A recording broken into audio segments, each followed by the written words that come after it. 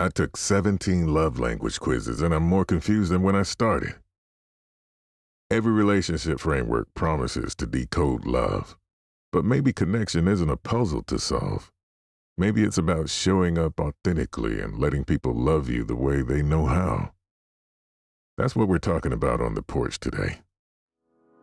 Welcome to Season 2 of Wisdom from the Porch with GP, your sanctuary for mindful living, personal growth, and practical wisdom in a world that never stops. I'm GP, and whether you're joining me from your morning commute, a quiet corner of your home, or simply taking a moment to breathe, I'm so glad you're here. This is a space where we explore the art of thriving as modern millennials, navigating the complexities of life, career, and relationships with intention and grace. From cultivating inner peace and mastering your finances to building authentic connections and embracing your entrepreneurial spirit, I'm here to share insights, stories, and guided practices that empower you to live a life of purpose and fulfillment. So settle in, take a deep breath, and let's embark on this journey together. Welcome to the porch.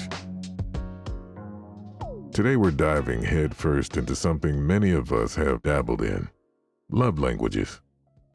You know, those quizzes that promise to reveal the secret sauce to all your relationships. Well, I recently went on a deep dive, taking no less than 17 of them. And honestly, I ended up more bewildered than enlightened. It felt like every framework was trying to put a neat little label on something inherently fluid and complex. But what if true love connection isn't about solving a puzzle, but about something far simpler and more profound? Let's explore that. It's easy to get caught up in the idea that if we just understand the rules or the codes of a relationship, everything will fall into place. We learn about words of affirmation, quality time, acts of service, physical touch, and receiving gifts. And we try to apply them like a formula. And don't get me wrong, these concepts can be incredibly helpful tools for understanding different ways people express and receive care. But I noticed a pattern in my quiz-taking frenzy. The results were often contradictory, or they shifted based on my mood that day, or even the specific relationship I was thinking about.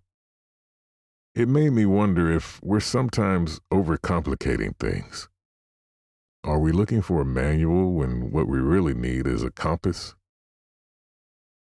Perhaps the real insight isn't to categorize how someone should love, but in observing how they do love and how we can in turn genuinely express our affection. This journey led me to a realization. While frameworks offer valuable insights, they can also inadvertently create expectations or even pressure. We might start thinking, oh, this person's love language is acts of service, so I must do things for them, rather than simply being present and responsive to their needs as they arise. What if the most authentic way to connect is to simply show up as ourselves, with all our quirks and unique ways of caring, and allow others the space to do the same? It's about letting go of the need to perfectly speak someone else's love language and instead focusing on genuine presence and mutual understanding. It's about recognizing that love isn't a one-size-fits-all equation, but a dynamic, evolving dance where authenticity is the most beautiful step. So, after all those quizzes, my biggest takeaway is this: while understanding different expressions of care is beneficial, the deepest connections often blossom when we release the pressure to conform to a specific framework. It's about being vulnerable, communicating openly, and appreciating the unique ways each individual expresses and receives love.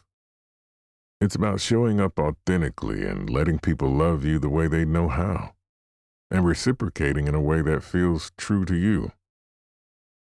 Connection isn't a puzzle to solve. It's a journey to experience together. That's what we're talking about on the porch today. Thank you for joining me today on Wisdom from the Porch with GP.